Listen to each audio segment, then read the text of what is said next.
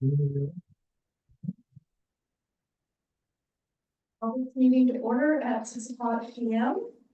We have everyone in attendance with the exception of Harvey from Campbell. Okay, so then moving on, conflict of interest declarations. Hearing none. Looking for adoption of the agenda. Moved and seconded. All those in questions? All those in favor? Aye. Counter-minded? Motion carried. Adoption of minutes of the board meeting on November 28th. Those are on the package. So. I'll second. Moved and seconded. Question? All those in favor? Aye. Counter-minded? Motion carried. Business arising from previous meetings, we have a presentation of the new strategic plan priorities. Really involves. Second, we're gonna share my screen. Wall House is doing that. This is based on a meeting that we had 2 Saturdays ago, and went through our last strategic plan and talked about some different things. Okay, A long meeting too, make sure. it was all day Saturday.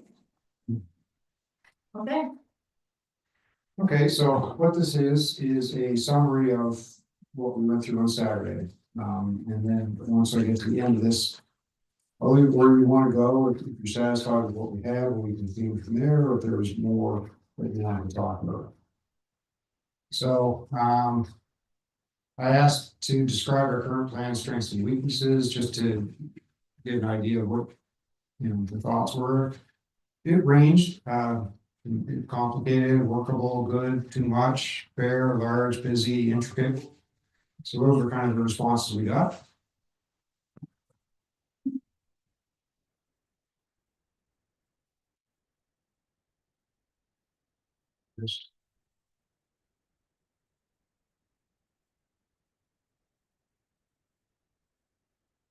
So I asked the question. There we go. I asked the question because I'm trying to figure out where we want to land on the end result. So in 2020, we did our strategic plan. The first one we did, and it was very basic. It was workable, and there was good information. It was just a basic 3-page kind of plan. And then the other end of that would be what Envision has just released as their new economic development strategic plan, which is a beautiful project, but was probably 6 figures to produce, and it was probably, well, it was a year-long process. And so the group felt that we should land somewhere in the middle. About 5 was the average. Great.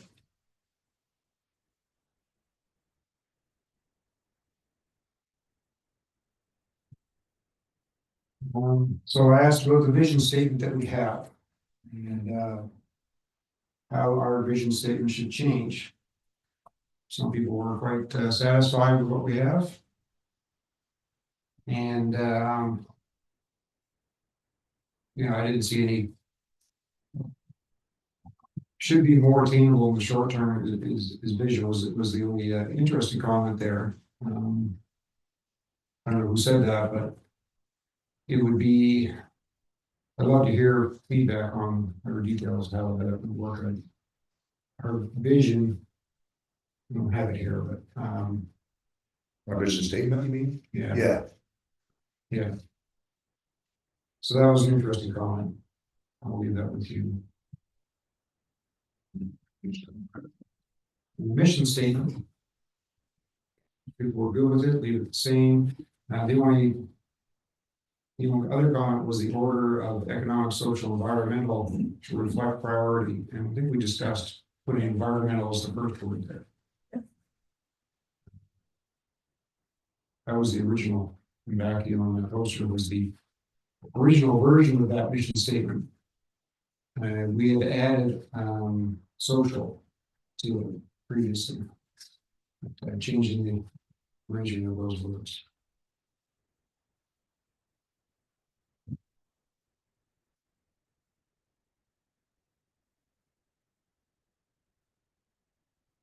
And I asked the question, RSC services belong in one of these three categories: solid waste, local planning, or regional services. Everybody agree with that?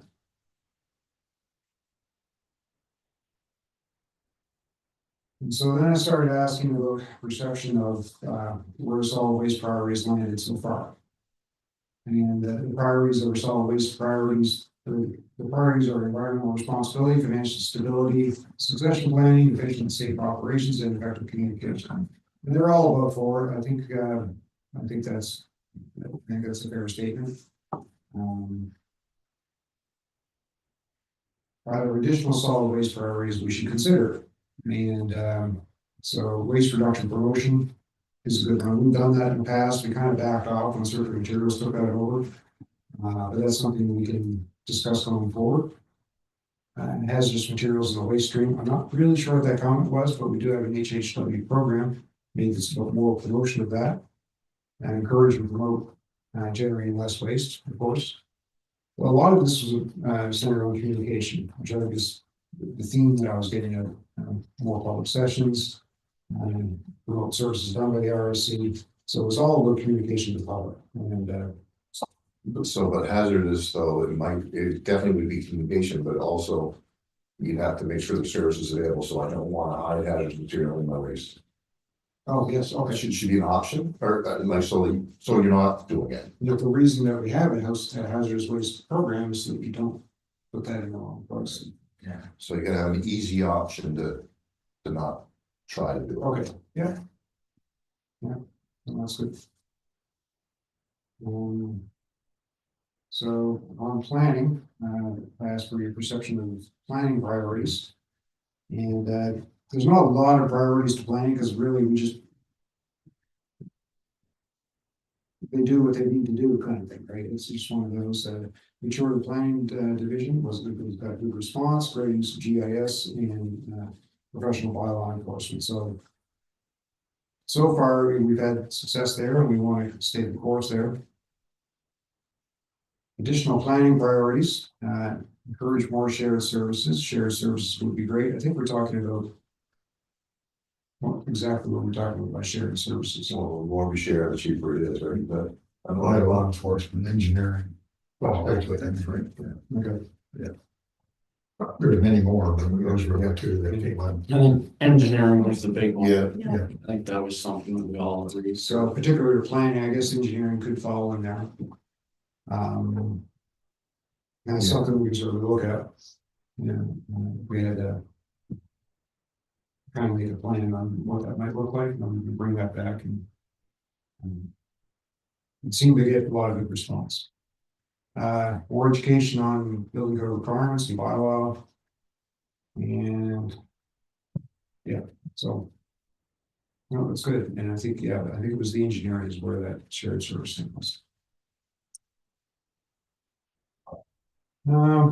So economic workforce development priorities, and the priorities are what strategic focus, investment readiness, healthy business community, workforce development. So we are still kind of early in this mandate. We're moving forward, but it's fairly good response there. Additional priorities, promote services and resources we have available, like port, rail, gas, etc. More collaboration with municipalities. What was that? That really okay. So just more discussions between our and staff and municipalities.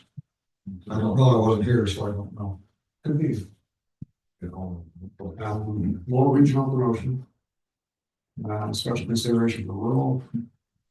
And the list of housing and apartments available for the public was an interesting comment and something we can certainly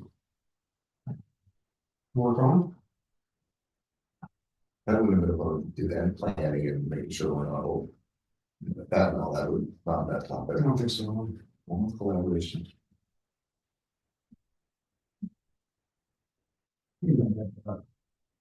Since it's economic development, it could be the municipalities not competing against one another for the same employer or whatever. It's also partially a little bit about, there's local economic development folks, right? So Yeah.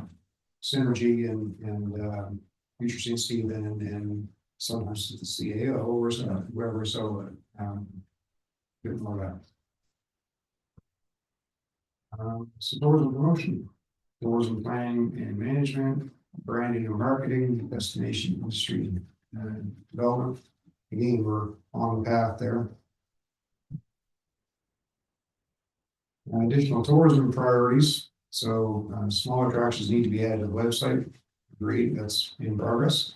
However, for us to add value to tourism benefits is a good one. Covered bridges and significant buildings. Motion focus on entry points to the region. One regional tourism bureau located off Highway and Broadway. Regional promotion, keep and draw people to areas, keep promoting regional tourism in our area, work to include all areas for the region. So those are all good, they all line up exactly with where we're trying to go.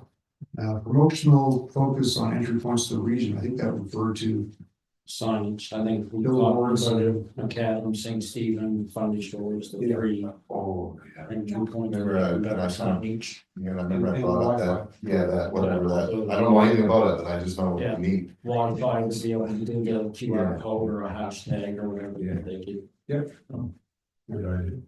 Yeah. So I've already set them to start looking into this, so we can figure it out. Yeah. Sport, recreation, culture. Can we, I'll just back up, those also, if you had that opportunity to, whatever that pops up and does it, like, could it link you to their tourism page? Mhm. You know, an active one, but one way to get everyone. But yes. Sorry. Sport, recreation. Obviously, we're not doing very well on what we had originally. Except for the regional culture, it's going as planned. Little bit of an update there, though. I'm going to put in the application for the funding to see if we're approved. And if we're approved, then we'll get it from there. And then we'll make a plan. It's no point applying for something that don't lie. Is that for the person? Is that what that was for? Yeah. Person in, there's another 15,000 for the initial. So I think they're a little possible on that. Source. That money that we're getting for that, will that eventually come out of our communities? That was my first question. So originally, when we did this before, the recreation master plan, and then we went into the support, it was a diminishing grant. 100% in the first year and 75 and 50 and 25 and 0, right? Yeah. This one is not. And it looks like it's there for 5 years.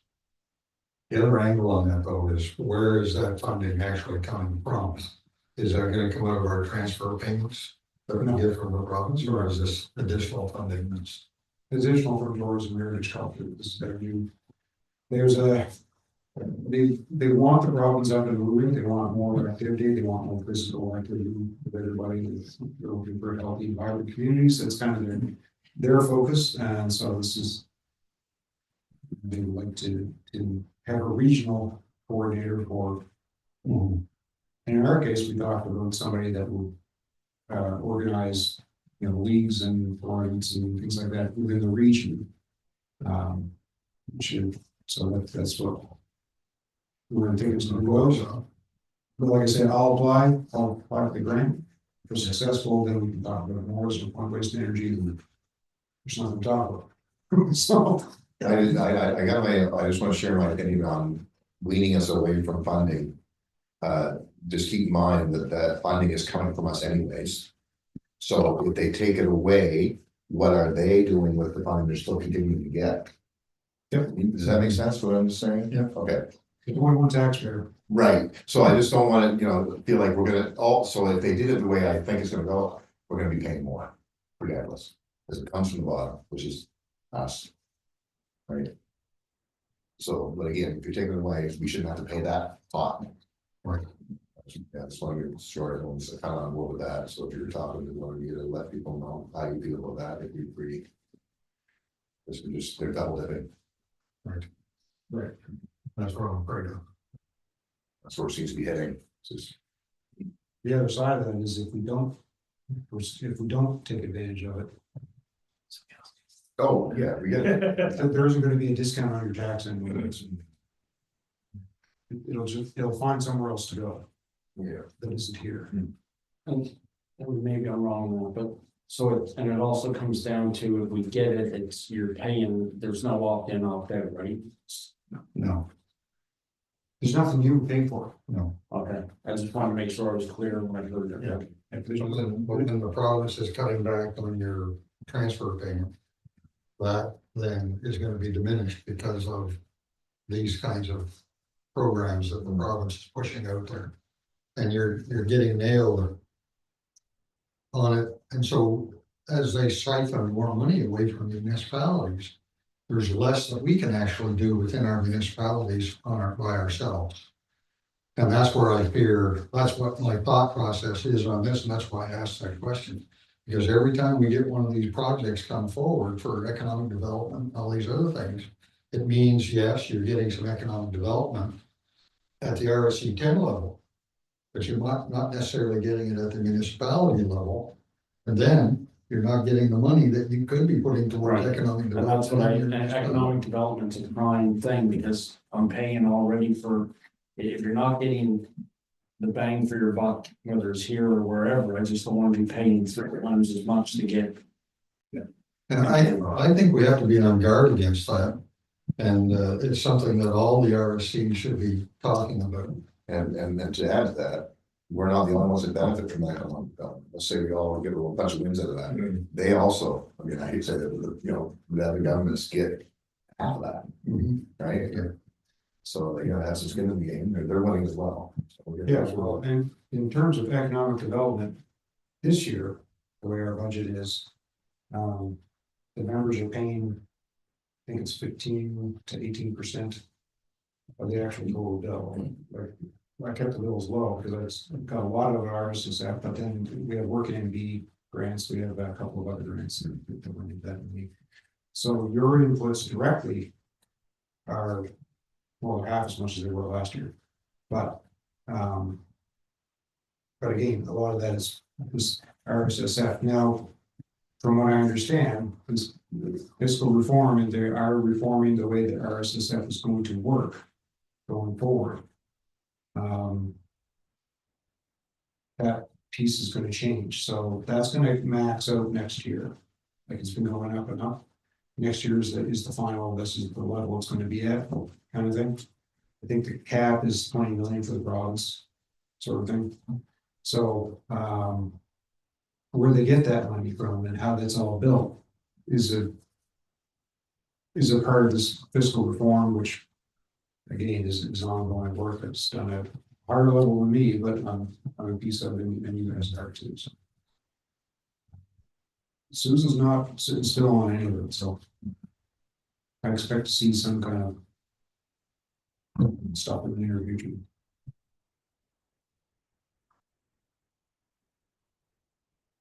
Okay, back to what I was talking about. Additional priorities, so we have coordination, promotion, sport. Regional sports events is what we're talking about with we get a coordinator, regional coordinator. And consistent recreation policies regionally, that's an interesting one. I don't know who wrote that. But what do you mean, where are we going with that? We're talking about the schools we made. Oh. Is that the one you're talking about? Or was? No, Oh, which one you talking about? consistent recreation policies regionally. Oh, no, that one, no. First one, no, sorry.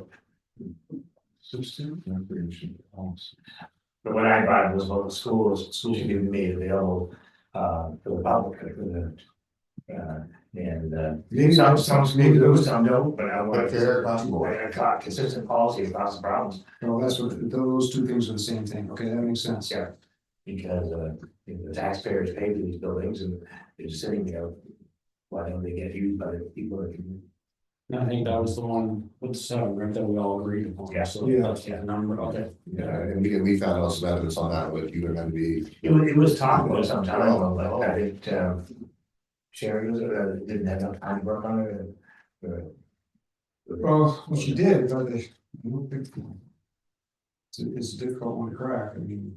Right, the only way to crack it is to stay united and say, listen, because I mean, we all saw the room, because I mean, I hate to do the French English in here, but the French communities weren't having the issue. So we gotta be consistent. Across the board, Yeah. across the board. Different school board, right? I don't care, still the same products, right? Same taxpayer. Be equal.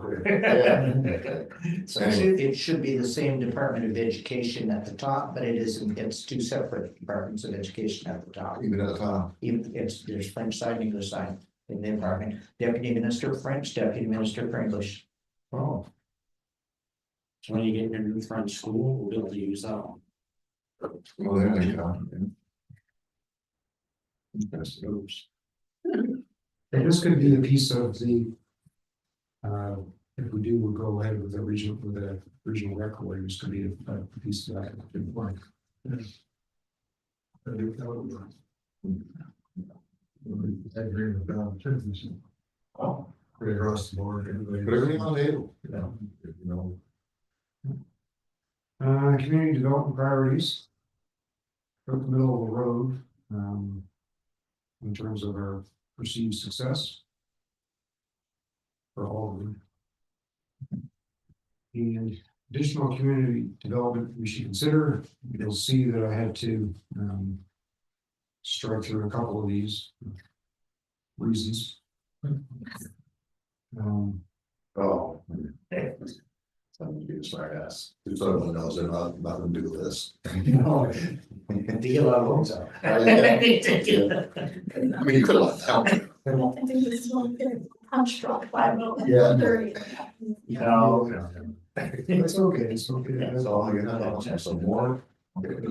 Issues. More focus on mental health, that's come out a couple times, housing, and the question, should housing have its own standalone set of priorities? I think that's a good question. That I don't have the answer to. I think the priority with housing is, it's a long-term strategy as well, like, we should be working to get people trained and certified to build homes in the future.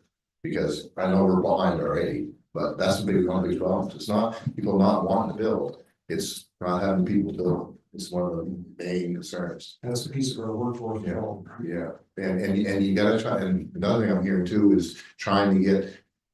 Like, cause we've all got small building contractors in our area, but they can't take on, they just don't wanna take on a big apartment building or something, No. because they're busy and this.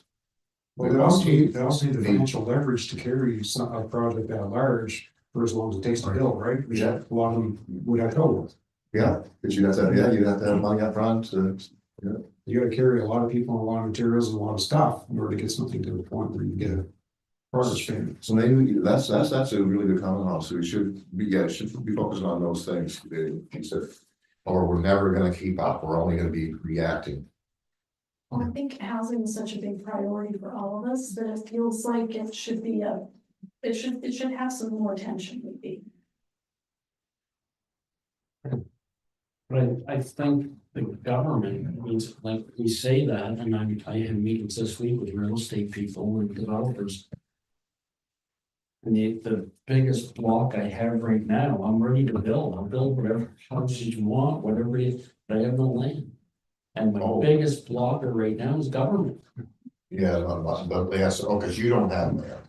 Right, And you're- we're trying to buy everything out, we're trying to Yeah. buy it, the government, we've got lots of land, it's all government, they don't wanna sell it to us, they wanna make us jump through 10 hoops. We've wrote to the premier, we've wrote to everybody since October and got nothing, and it's just, so so we're struggling, we're ready to build, we're ready to, we met with developers not this week already. Just needs a license. And government is not a part of it. And sad. Now or in the past? That hasn't changed yet? It was better in the past. Well, Because I know, I I wrote know that Brad and I had issues trying to get government property, and I don't know. well, I I don't think it went wrote well. the premier, I wrote every minister since October, and we've got nothing. They're too busy to meet. It is painful getting property, because the department that has it has to be, it has to be transferred to a different department, and that takes, it's just crazy how long that stuff takes. Shouldn't, you know, that old red tape thing, you know, I talk about it shouldn't take that long. But, another interesting thing I found out with interviewing some, a couple doctors that are already even established, and they share some of their concerns they've had in the past is. You just think these doctors are gonna make big money, making them down and just buy a house that's available. Nothing available. No, it's not available. They can't even get a mortgage for 3 years. Oh. I never knew that. That was concerning. I'm thinking, God, they did like, I literally can't get a mortgage. They got it because they're from another country, or, you know, then they Yeah. gotta get established, like.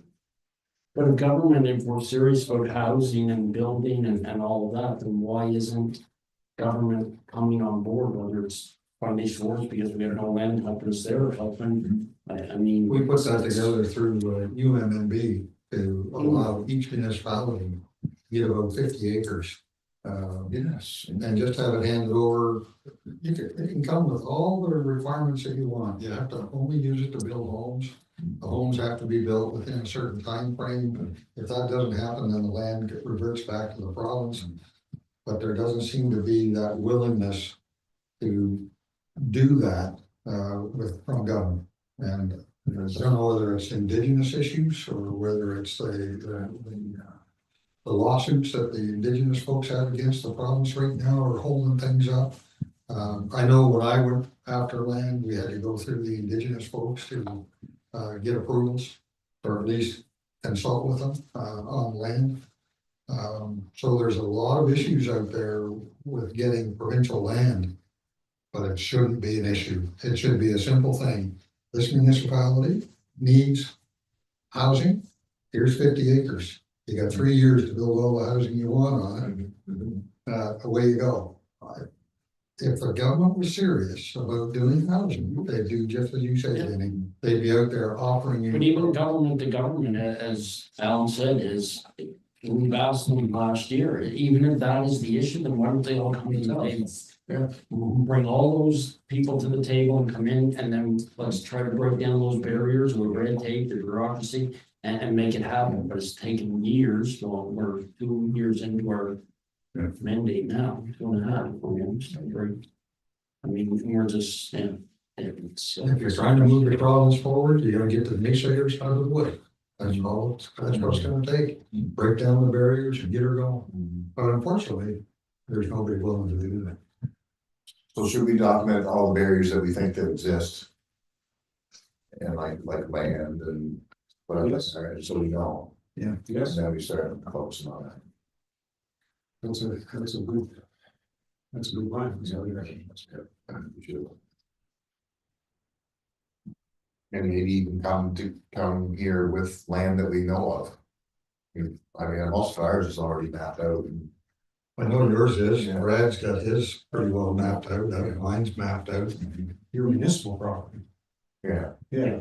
No, the crown land in the municipal property, I see it. Yeah, ours was all been done, ours has been done for 2 years, well, since we are in synergy. It's all been. I mean, it's tax time for them too. You know, if you put something on it, they're gonna start collecting. Yeah, it's a win-win for everybody. Well, the other issue is sometimes, especially rural, if you have a parcel of land and you think this is, you look at it on a map, think this is great. But then when you go to look at it, and subdivision, something like that is wetland, then there's a bunch of other things that have to happen. Water city, all that stuff, yeah, you Where- work into it.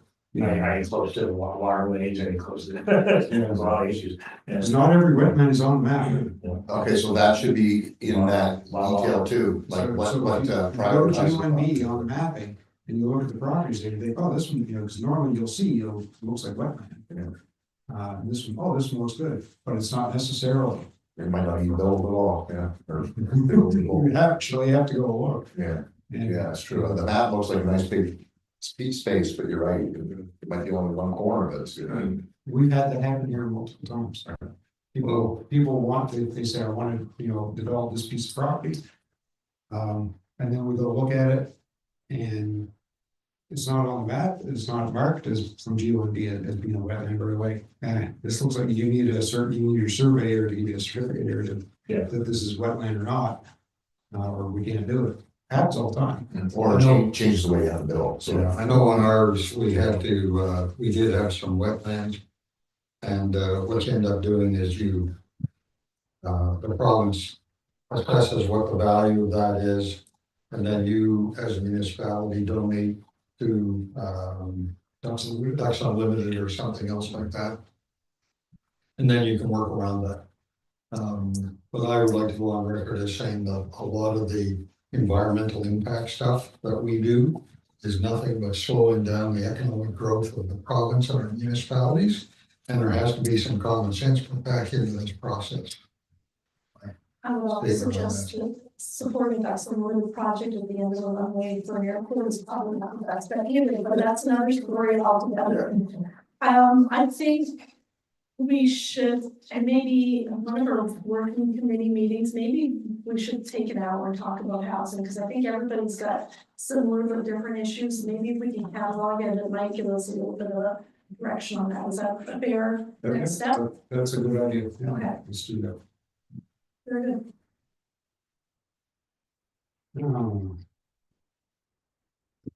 Transportation, so.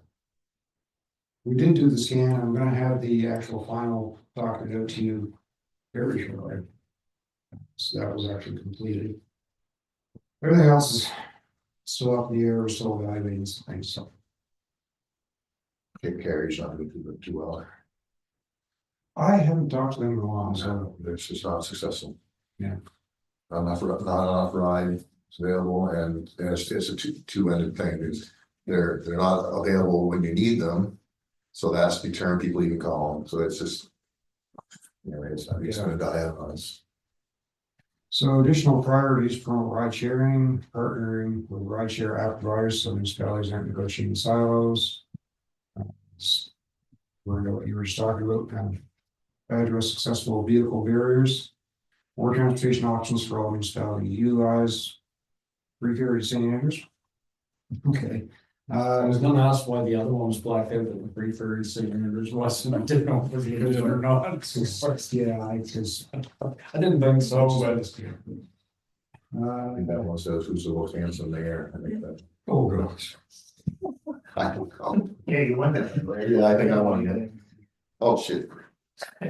You're welcome. You're welcome. Thanks. You're a close runner up. I pulled my name out of it. So reapply for the federal grant, yeah, we'll do that. We do need to talk about what level that is at, so there's two levels on this new round, there's like up to 10 million if you're a big municipality, you're doing it for years, and then there's up to 250,000, I think we'll have better success if we try for the 250. Person. We should still buy Lorraine's bus. Among other things. Yeah, the ride sharing, I don't know. And there was talk. No, actually, I'm not gonna go any further with that. There's an alternative there. And accessible vehicle, we talked about helping you. Right, who are the ones doing all the heavy lifting and transportation in our region. With some better accessible transportation. They've done last year, I think they did, it was well over 8,000 rides. They've driven well over 100,000 kilometers last year. They're of those of nonprofit volunteer driven ride sharing services in the province, they are like our one business. Just because they've been here for so long. They've been here about 20 odd years or something. So anything we can do to support them, I firmly believe. We were able to get them a little bit of increased funding out of ESIC this year. We are working towards getting them on the new platform that they have with the whole province, but that has not been smooth. There's still some issues to iron out there. Yeah, so Oh, let's just on that one. Is there I know there's some pushback from our dialer ride. Is there any risk of them not implementing it and losing all their ESIC funding? sorry, say it again. So dialer ride has been a little apprehensive to implement the third-party app for ride sharing, like the new technology they're supposed to implement.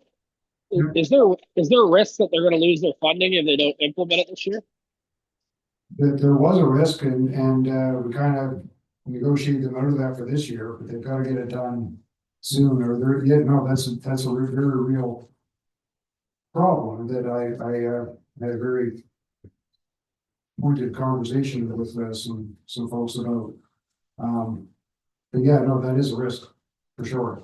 The funding that they get from ESIC is tied to using this platform. Yeah, I think the feedback that I've heard, I don't know, we've talked about it at a board level. I apologize if I missed it, but the feedback I heard and their concerns is the fact that it's a third-party provider that is getting personal information, not just on the drivers, but on the customers. And like, I'll give an example.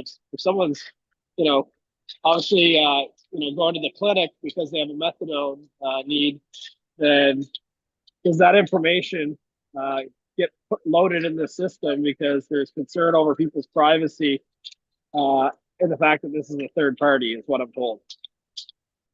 It was definitely a concern, but I think we've answered those concerns. We did a lot of talking back and forth with the provider and Dial-A-Ride and us in the middle kind of. I think we were able to answer most of those concerns, but the other concerns that they have with it is the technology itself.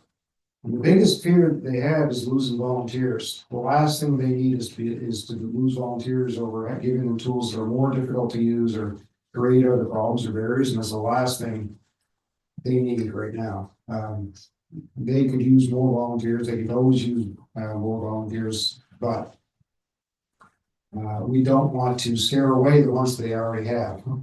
So that's the biggest concern, I think, right now.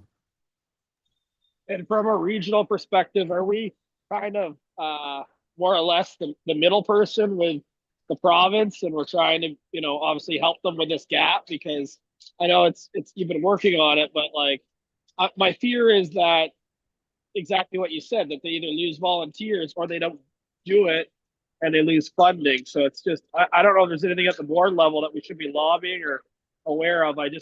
Some volunteers have expressed concerns over kind of the current status of these changes, and I don't think you'll necessarily have a solution for me, but I just think there's some risk with this. No, there definitely is. In fact, they were supposed to have it implemented by the end of last year, or they were going to lose funding. And I was supposed to hold the money until they had it up and running, but then we went back and forth, and there's issues with the provider themselves. So we got them an extension with a kind of an undefined end date on that, and I was able to release the funding to them because without the funding, they couldn't have kept operating anyway. It's kind of a difficult situation, but the provincial department has kind of softened their stance a little bit with this, so and they have a little bit more understanding. They do want us to work towards implementing the solution, but the solution has to be able to be workable for everybody and not cost them anything before anybody's going to sign on. I think my other, regions signing on and using this platform and realizing that, that it is okay. I think maybe the buy-in from the local Dial-A-Ride might increase too, right? So they might be last to market, but that might be a good thing, just so that way they'll see that other regions are using it and it's being successful. Well, that's kind of what they were thinking. One of the things is there's a lot of regions where this is new. So they're just new setting up a service from scratch with this new platform. So that's easier than trying to adopt it halfway through when you got an already working system and people aren't worked off their feet. And then the other one is Urban Rural Rides, who run in 5 regions, and they run on this platform. And they were the ones that started with this platform. So we're a little bit unique. It's us and then the only other regional is Kings, and Kings didn't have the technology that our Dollarite does. That they were just using literally as a paper kind of thing. The problem, it's not really a problem, but the problem is our Charlotte Dollarite uses a very simple but a very effective online system that they've had for a number of years now that works extremely well and everybody's used to it and there's no issues with it. And actually, there's no big advantage to move to this new system for them. And that's part of the problem is they don't see any advantage to move to this system. And I have a hard time disputing that because I've seen both. But in order to unify the whole province on this one system and I've asked the question why we have to be unified around the province on one software system. Doesn't make a lot of sense to me. But that's the direction they want to go. So The only benefit I can see is for consistent data collection is my assumption, right? So I can measure everything, but yeah, if there's anything I can do to help, the fact that we don't have really any other consistent transportation solutions, I would hate to see a government policy on funding on using a certain platform really impact Dial-A-Ride with especially how much they do for our communities. So appreciate everything you're doing all to bridge that gap. Thank you.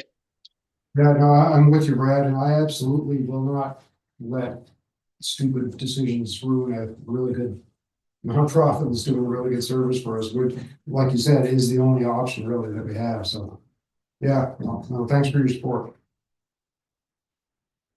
Are we losing volunteers? Are they struggling? Not yet. So they're still managing to do the driving they need to do. Yeah, because we haven't switched over to this new platform. We haven't. So anything we can do to support that. Volunteers and one of the things that I would like to do is help them recruit new volunteers. So is there any perks that can help recruit? Like, do they get tax receipts or anything? I don't know. Is there anything for their? You know, I don't honestly know enough about it. They are volunteers, but they get paid mileage. Oh, okay. Um, So there is a little bit, so yeah, it's still that. That would just cover it. I don't know what they, yeah. The maintenance, the gas, insurance. But yeah, it's something that maybe we could get together on in each of your communities, because they are in each of your communities. So you have to know what it is they're doing it for it now and see if we can. I don't think we have them. Yep. You got one volunteer in Fundy Shores now, and there is a rider there. Where are they short the most these Charlotte students that they have with? Ish, but I think it's sort of all over. Yeah. It's just, they're so busy, like. What you see when they're scheduling, like it's amazing how much.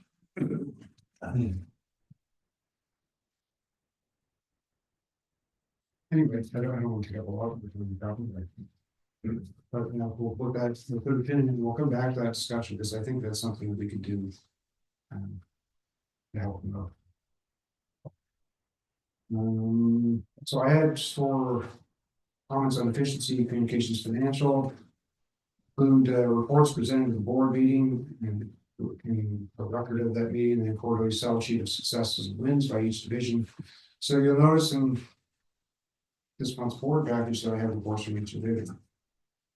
And that's going to be a consistent thing going forward. So you're starting down that road now.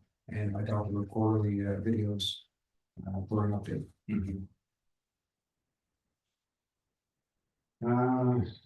Overall priorities, so bylaw enforcement, engineering services, unifying specific regional concerns like healthcare, policing, series of monthly one-on-ones with government ministers, engineering services gain, and diligent on pressing these service concerns. So I think these are all we talked about them before. In the engineering one, like I said, we'll come back to it. We'll kind of figure out what that might look like.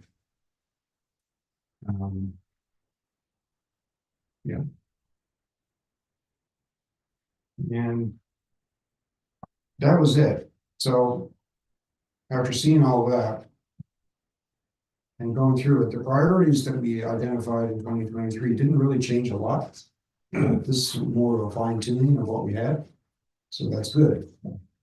So steps from here would be to review the strategies that we came up with also in 2023, see if those still make sense.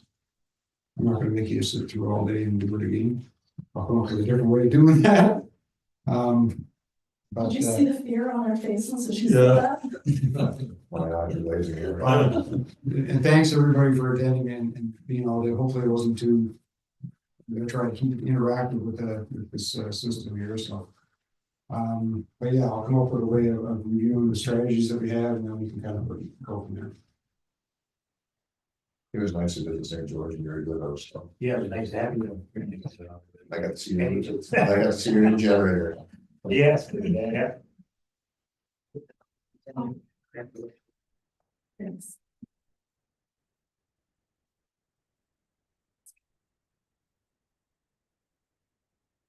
I think it'll be good once we get strategies to have a look at all of it together and just see where it does leave us. Like, it's one thing to go through the interactive piece, but then to see it all in front of you, like all come together. I think that that would be worth another conversation at that point, maybe. Yeah. If that makes sense. Yeah. All right, so is there anything else on the strategic plan and priorities? Okay, we'll move on to new business, and so we're looking for a motion to withdraw $36,300 from the local planning capital reserve for the purchase of vehicles. All this changed. I'll make a motion that we take 36,300 from the local planning capital reserve for the purchase of a used vehicle. Moved and seconded, question? All those in favor? Aye. Contrary minded? Motion carried. Committee and staff reports.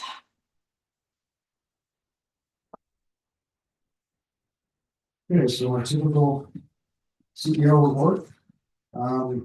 This one's gonna be a little bit different because now I have stuff at the end of December. You can see our waste is down as predicted, it's following the same trend that we've been seeing, but not unexpected. There is a little bit less residential waste, but that's not a bad thing. Like overall. And that's not just here, that's kind of, I asked the rest of them too, they said, yeah, we're seeing a little bit less, it's not. You know, Is that economy based then, right? Based on economy? economy, you know. Yeah. People buy all this stuff, there's less garbage. In the planning department for 2024 over 2023, not a lot of change. It seems to have plateaued. There's a few more building permits, and a few more development permits. But no, I wouldn't call it statistically significant difference. It seems to have plateaued, so it's kind of staying about the same. And those include the website stats, but I put these in sometimes different formats so you can see what we get. You know, a couple thousand new visitors to our website every month. And overall, you know, there's several thousand. It's fairly busy for a small local website. You know, if you look up anything on Google to do with planning or building permits or service commission or anything like that, we're usually at the top somehow. So, Can you tell what they're looking for? yep, to a degree. Yes. I can't tell everything because they did make some changes to get a bunch of the keywords and stuff. Okay. It used to be able to Curious get now all if they're the- looking for recycle day or if they're looking for. I can tell by the pages though that they go to, and I've got all the exit pages, like I have detailed statistics on here and the exit pages, and a lot of the exit pages, the biggest one is circular materials. So they're looking for recycling calendars, that kind of stuff, and that'd be the biggest one. Other news, we took part in 3 Christmas parades for the first time this year. Had some awesome volunteers with me. Trish, of course, was there for all 3 of them. But, Hopefully you get the drive or you get the wash. No, she would, I tried to make her drive and she wouldn't do it. Too nerve wracking. Low. That was a lot of fun. I mean, it was cold. We gave away a lot of those bags, like thousands of those things, so that's good. Again, thanks everybody for coming to our strategic planning. I did have that meeting with Tourism Heritage Culture. Sherry was there too. You know, we were talking about the recreation funding that we've been talking about. So nothing new there. The only other thing that I didn't have in here that I'm going to add for everybody's benefit is that our next committee meeting, Teed Saunders Doyle will be here, and that'll be just prior to them starting the audit. So if you have questions for them, if you need to get into the room, I'm okay with that. That's usually how it goes. And then we're going to start the following Tuesday, I guess, is Monday's holiday. After that, committee meeting on the audit. I don't really anticipate anything out of the ordinary on this audit. That's it. That's it. Questions? Question or statement. Just my only concern is with all of them are gonna be, it's the same thing as the committees, is some, because of, as I spoke about, is the committee structures I don't agree with. And some of them still haven't had any meetings, solid waste would be one, transportation would be one.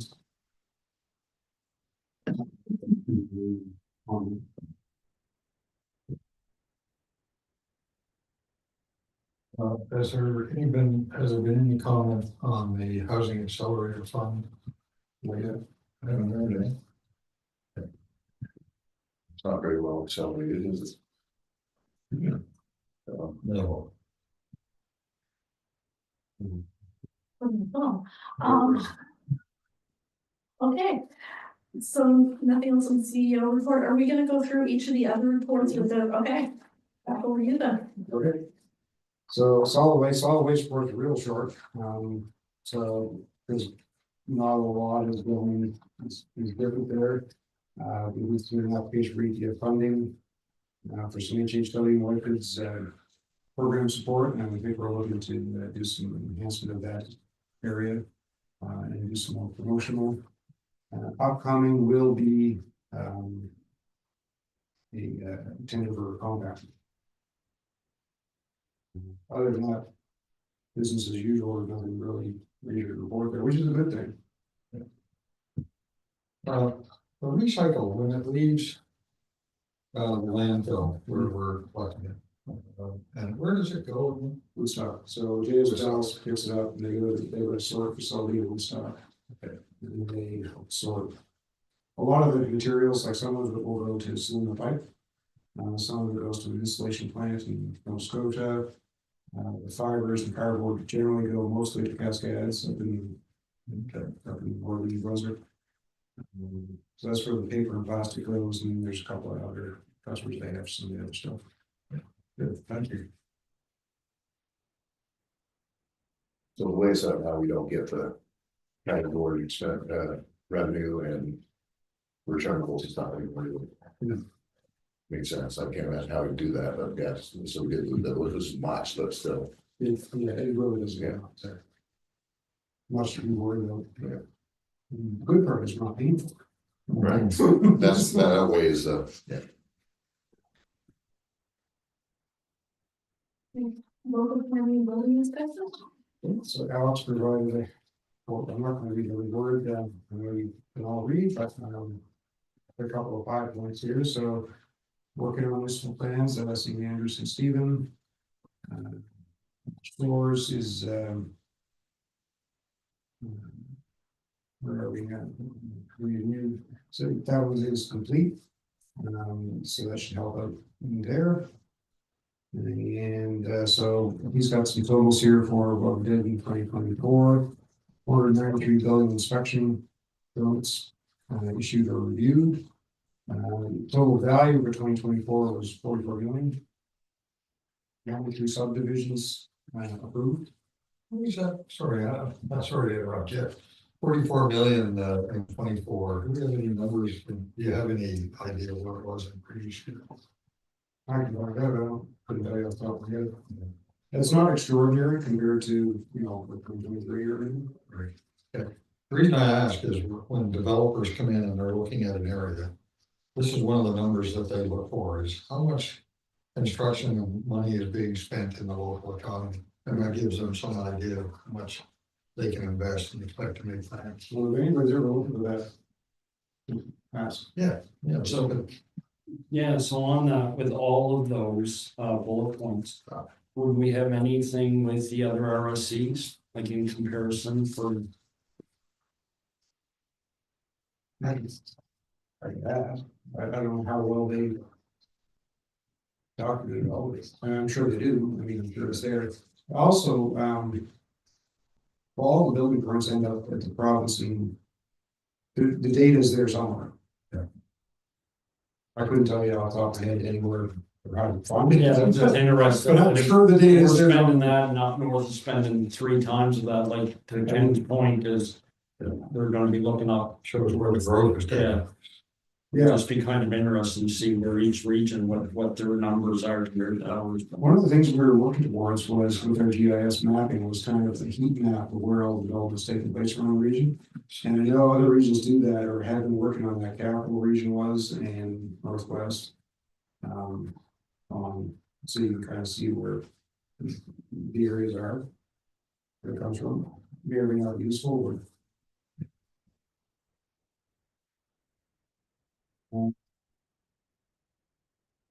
New important files.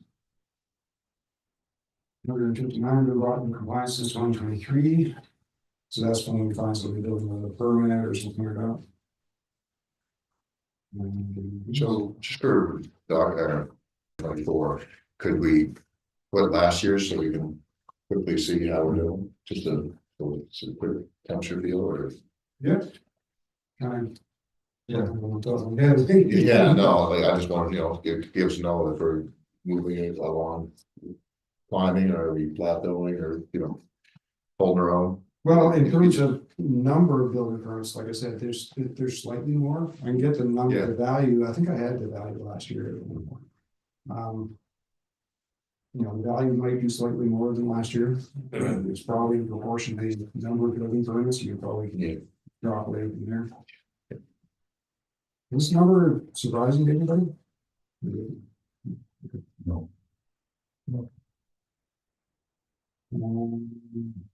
So we did complete our housing accelerator applications. Don't have Plural. answers back yet. Yes. So crack, so I asked Alex to include all the crack activity in our committee reports here because they are essentially the planning committee, so. What he's included here was 2024. I met 10 times. I handled applications for 18 private access subdivisions, 7 planning files. He was used to councils, 7 and bylaws and or public road subdivisions. We did lose a member of Eastern Shot and Skip Wolf resigned, but Brenda Allison has applied, and there is a motion here at the bottom of this, by the way, to appoint Brenda. You can read about Brenda there if you don't know her. And I'd like to recommend that the motion be made. I'll make a motion that we Brenda, maybe also accept it to the WAC. Well, I didn't see it. Oh, the Southwest New Brunswick Service Commission and the Board of Directors appoint Brenda and Allison to serve on WAC for a full year term. So we'll. Second? Moving seconded? Yeah. All those in question? All those in favor? Aye. They're still reading. Yeah, I know Brenda. Do you want to wait for me? Yeah.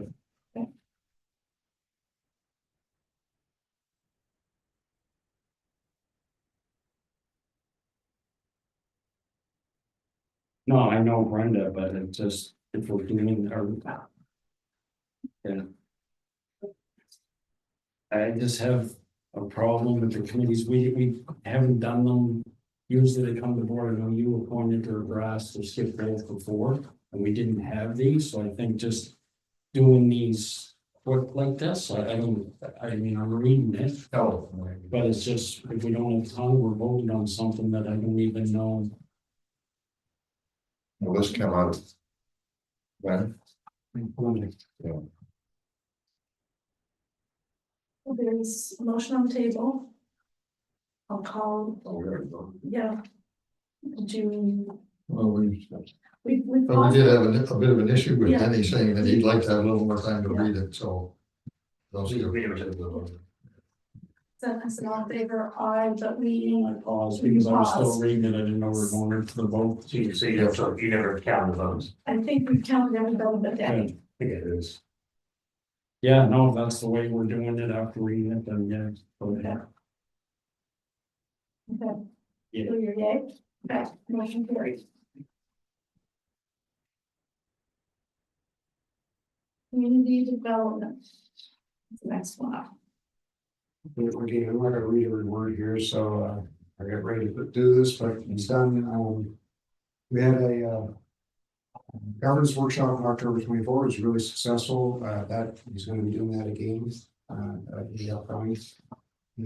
It's important to strengthen their nonprofits, NGOs, anybody that has a board like that. As you all know, good governance matters.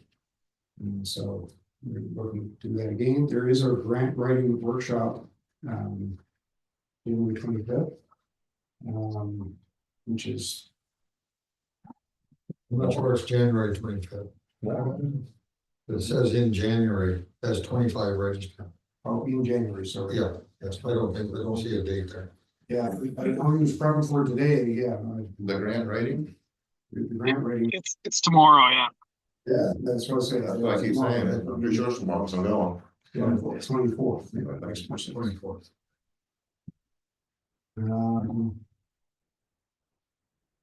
So, we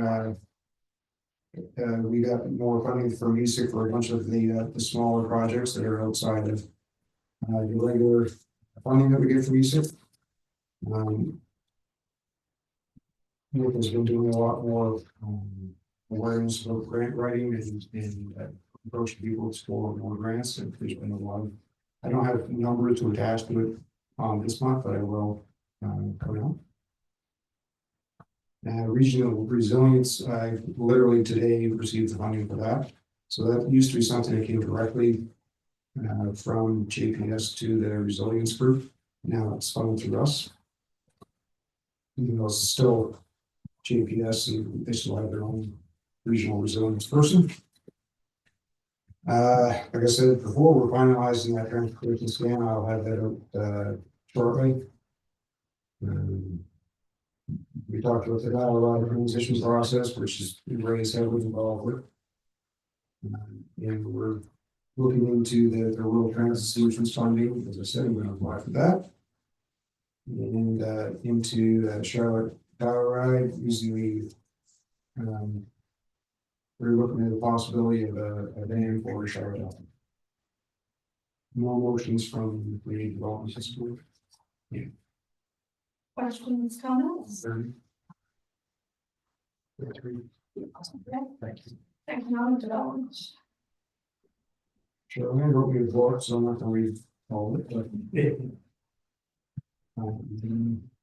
We did get approved for the ZIP resource, the zone immigration resource person.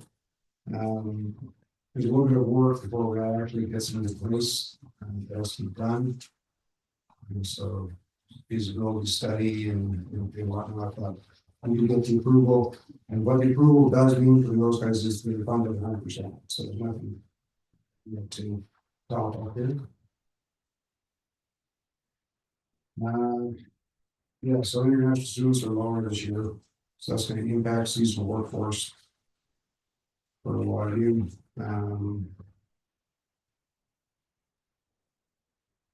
Carry loads available this year, which is going to be looking at some alternative solutions. It's going to be a little tough getting some seasonal people this year.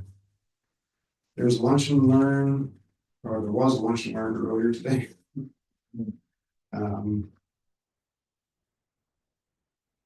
in healthcare, so financial, we did provide a little assistance to a nurse practitioner in the place of the Camp Bell.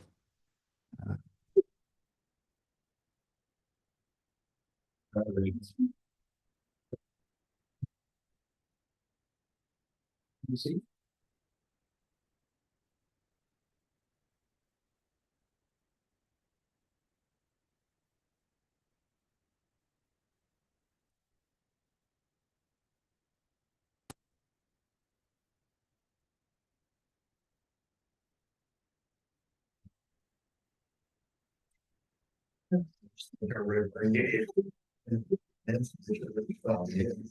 If we're still laughing. Back on the practice thing, I want to things up. What are you touching right now, Elizabeth? Thank Brandon Hall and Brenda Elsner, the two members serving on the back. And I want to thank you to Skip Wall, who just left the practice thing. Thank you to Raymond Hall and everything else. Stop moving. I don't know what that even means.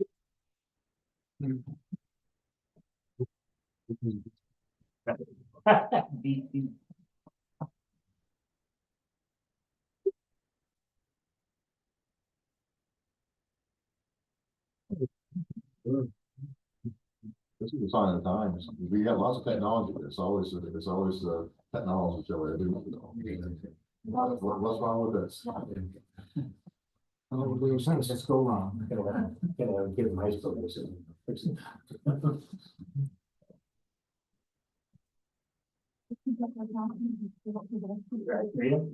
They do a really good. Red good or bad as far as what's Really bad. That's bad.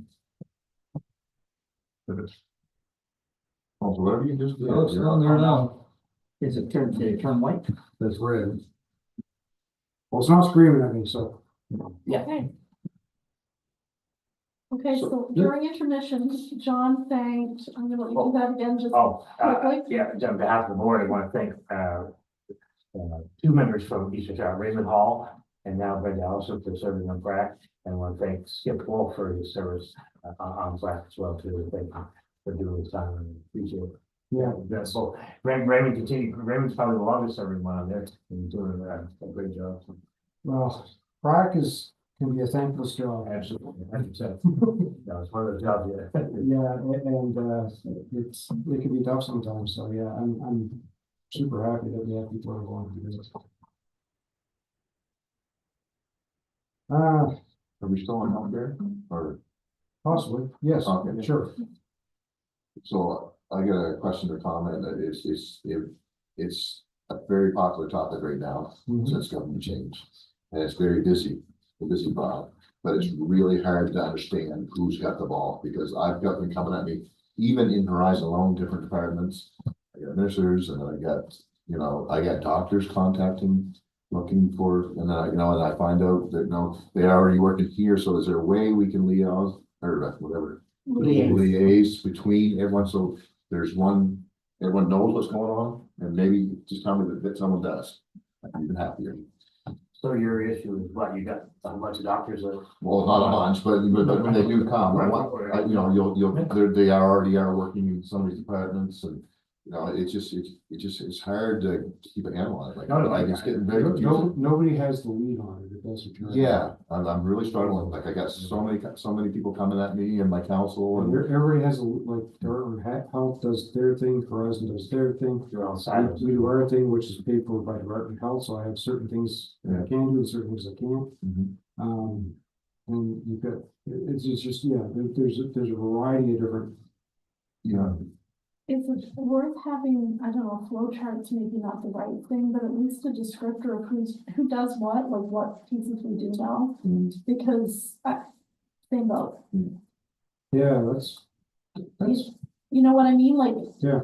because there are pieces, like I was gonna ask about, we were doing a promotion video for healthcare recruitment. Yep. Where that was like just some of those pieces that sometimes I forget about till something triggers out there.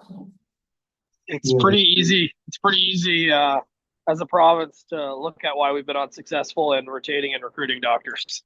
It's quite a process as a mayor trying to figure this out, Alan, in defense of you.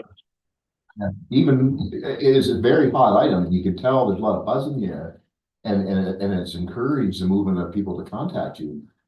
So, because they know there's a buzz in the air, but the thing is, are they all getting taken care of?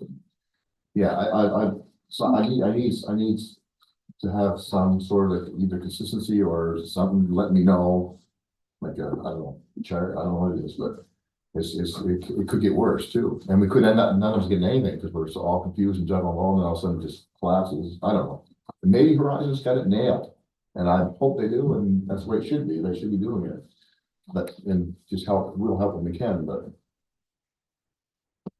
It's a good idea, the flow chart thing, I like that. I'm confused with a lot of it, and I think most people are. And then we have things like the Public Health Institute, we have the Institute for Public Health Outcomes, and then we have it is a confusing landscape. I mean, there's a lot of people that don't even know that the RC put on that seminar yesterday to help people get signed on to be, registered and all that and support system. Over 400 people. Yeah, that was very well attended, but I mean, the people, they should know that who took the lead on that for us. So, because, we're always, getting criticism, what's the regional service commission doing? Well, there's something they were doing. Let's make sure they understand. Anyway, I just, look at the ball. That's not the last time we're doing that, by the way. So I did it here, we'll probably do it other part of the region, what it's done by doing that, and by having as many people, like there was a lot of people that were super interested and came, and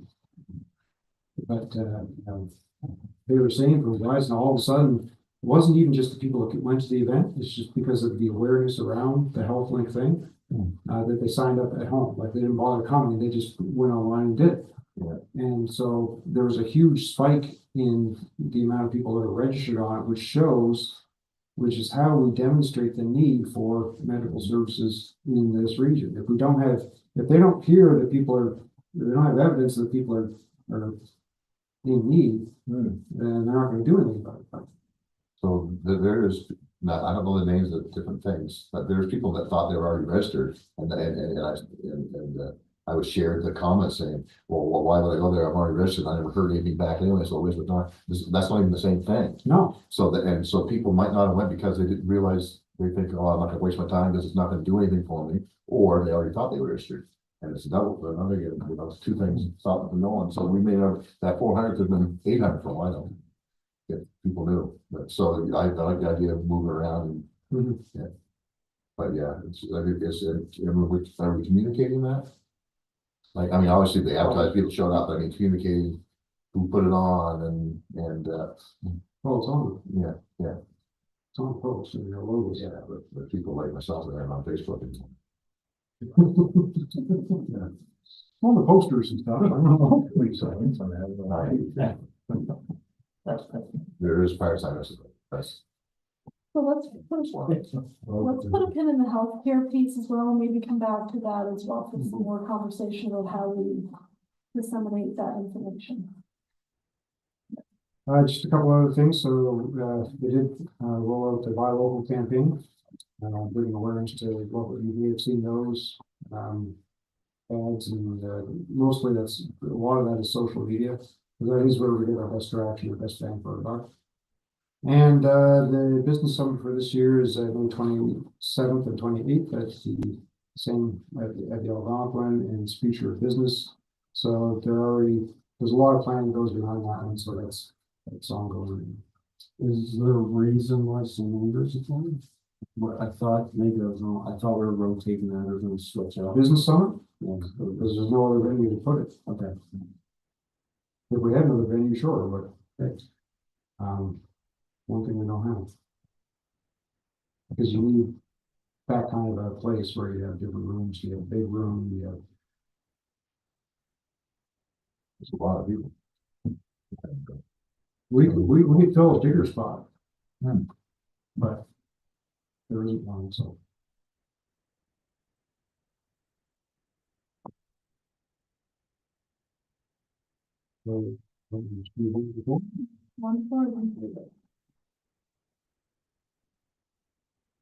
again, not gonna read everything here, but, the winter campaign did, get launched.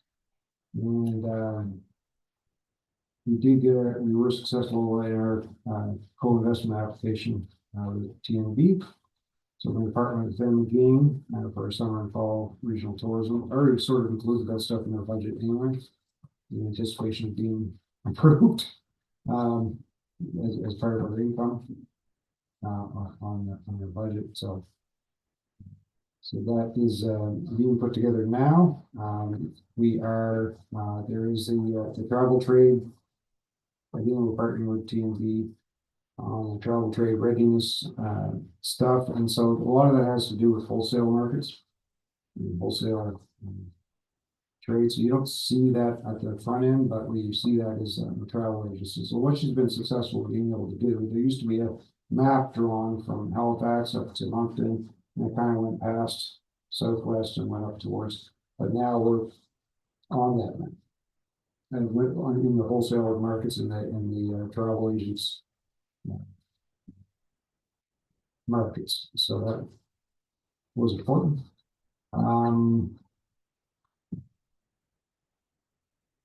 So,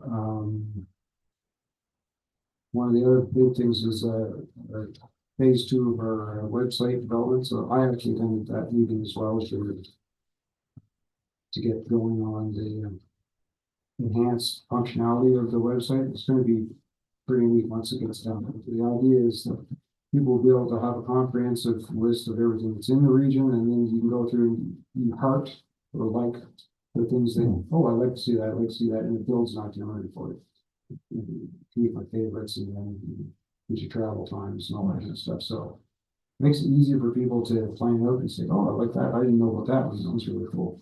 The other thing is that she's working on, there's the new River Beach Sandcastle event, but they want to expand that to be more about just the beach itself. So we're talking about doing a like a food ticket thing. So, but the food tickets wouldn't be for, because it's going to compete a little bit with Indulgence St. Andrews, but the food tickets would be for like Como's and like Jonesy's and Aussie's and that kind of area of stuff. So kind of a food tour of the Eastern Charlotte area and Funny Shores area, and some other things as well. So that's that. She's working with tourism and to expand that festival and get some more folks down there and some different things to expose people to the rest of that part of the region as well. That's going to be pretty cool this year. Put it all up there. Any other comment? I'm kind of reviewing that as we go through.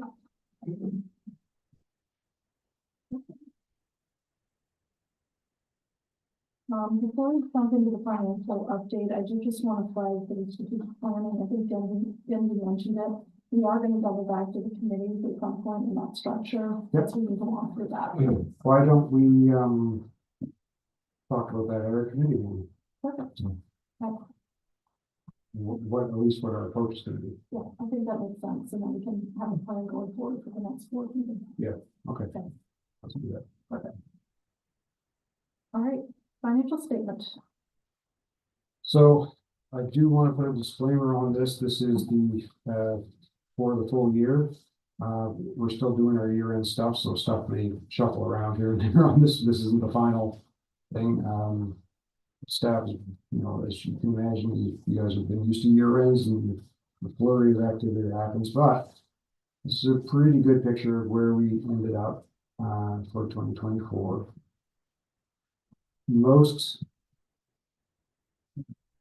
Looking at the bottom of the first page there, so you can see most services ended up in surplus. There's a minor deficit in transportation, but not a big deal. Nothing that wouldn't be taken care of. Outside of that, we end up with more of a surplus in solid waste than I thought we were going to do.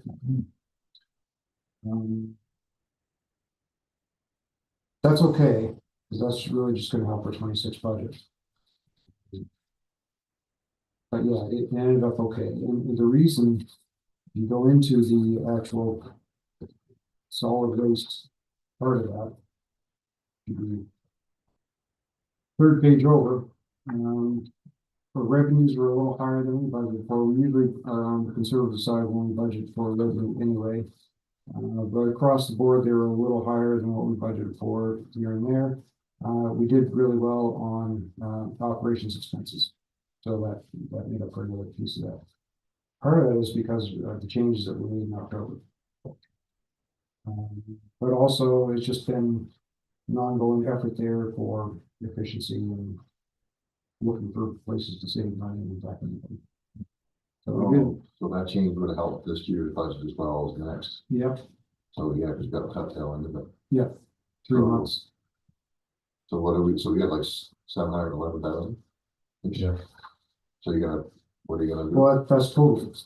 That's total, you're looking at a total surplus. Solid waste surplus was 531. Just a question, the Let's go back. asset retirement obligation, is that the post closure fund? Yep. And that's 292, is it we put in this year? Yep. Okay. Thank you. So. Yeah, so that, I mean, we've already set our budget for next year, right? So we just have to put that into Well, for this year, for 25, we've got, but I'll be working on the 26 budget in the summer. Yeah. And this 539 applies to that. Helps keep different fees. right. So we're gonna roll it over. Yeah. So you get close to the actuals we can. I know you can't. Solid waste is like. I kind of thought it was going to be a little closer than that, but we ended up at 539 for solid waste. So. Well, we like problems like that. It's not bad for all. Yeah. But we could have rolled it. What you can do is now the rules have changed on the reserves. So what you can do is actually roll, like in December, we did this in the planning, but I could roll that into a reserve, operational reserve. There used to be a limit on the operational reserve, there isn't one. I could roll into operational reserve, which would mean it would be available for this year if we needed it. I don't do it, but it's there if we needed it. Kind of thing. It doesn't really matter. We're going to see it in. It'll be useful in the 26 when we're doing our budgeting. And we've already set our tipping fees for this year, so. Should be fine. That way you won't have any big increases in the tipping fees for 26. Yeah. Unless something dramatic happens, which I don't anticipate. Yeah. The only capital that we're doing this year is really the compactor, a bit of a GPS update. That's it. Uh-oh. It's no red lights I out. think the heat is driving this. It's an old laptop. But it's got the forward charging on it, just not. Yeah, it's in there. It was coming on red, which meant it was charging. But, Yeah. There it is.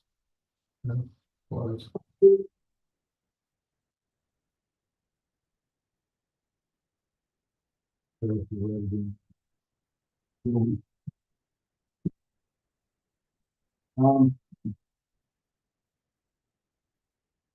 Yeah, I mean, you can flip through the more detailed version of these. But like I said, the caveat is this isn't 100% accurate. We're probably moving stuff around, but there's nothing. I would call your attention to something if there was an issue. We don't really have one. You can see where we are budget wise, percentage wise. Pretty much where I expected we're going to be. No surprise there. We did put a little bit, as you know, into our planning reserve in December, because we did end up with a little bit of surplus there that we put there. Normally there shouldn't be much of a surplus in planning, but because we planned out what that's going to be revenue and expense. And the only thing that would change that for 2025 is if we pick up the new business in planning, i.e. anybody new gets a service. Are you working on that? Are you working on that too? I work on that. I thought you were. When I last brought up, you were talking about, yeah, okay. How many you're planning it? Maybe we should defer that to close session Yeah. conversation. So any conversation or questions on the financial update? I think with the new agenda, I missed something at the top, which was the board minutes of December 12th. We didn't, I don't think we need to approve those because they were on the first agenda. Are they gonna do that on the? That's not on. No, we don't. That's all I got. Yeah, I'll make a motion to accept the December 12th meeting. Oh, okay, here's the motion. Can we have a second? Second, question, all those in favor? I I forgot to vote for Oh, it. you're still there, Brad? Yeah. I would never leave you. Except Thank you. except when I went through Lake Utopia, I lost some connection there for a while. So that's over to Mayor Craig to fix. on the You have subject, permission to be in the. on the subject of board packages, I've also made a spot on the front page of our website, that shows when the board meeting is, what the link is to the YouTube feed of it, and the board package in its entirety. So if your councils are interested in seeing that, we talked about that before too. So I'm going to make those available ongoing. Good. Perfect. Okay, so with that, our next scheduled board meeting is February 27th at 6 p.m. Q&A with the public.